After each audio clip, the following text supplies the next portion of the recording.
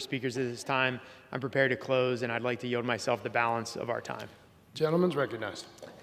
Mr. Speaker, let me just start by reiterating that I and the vast majority of my colleagues support S 3522, and we look forward to voting on that bill later today. We need to bolster Ukraine's defense capability and protect vulnerable civilian populations in Ukraine. However, we are debating the rule right now.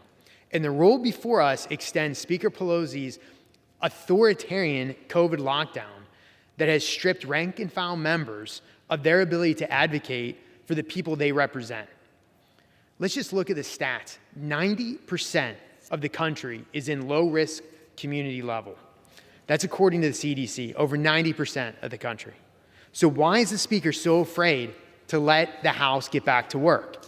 If the Speaker followed the real science, not the political science the left has followed through this entire pandemic, the Speaker would allow the People's House to resume regular business.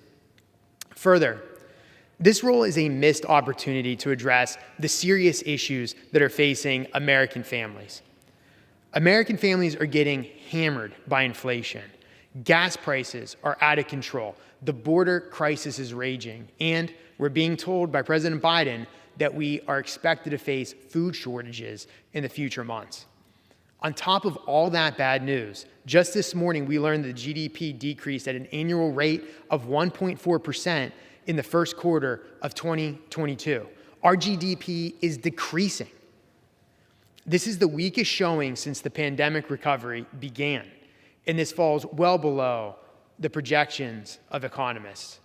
So instead of passing legislation to address the serious economic crisis we're facing and the serious security issue we're facing at the southern border, Democratic leadership is sending the House home a day early. We were supposed to be here tomorrow, yet we're getting sent home early despite all these issues facing the American people. We can do a lot more for this country and the American people. For that reason, I urge my colleagues to vote no on the previous question and no on the rule, and I yield back the balance of my time. Gentleman from Pennsylvania yields back the balance of his time. The gentleman from Maryland is recognized. Thank you.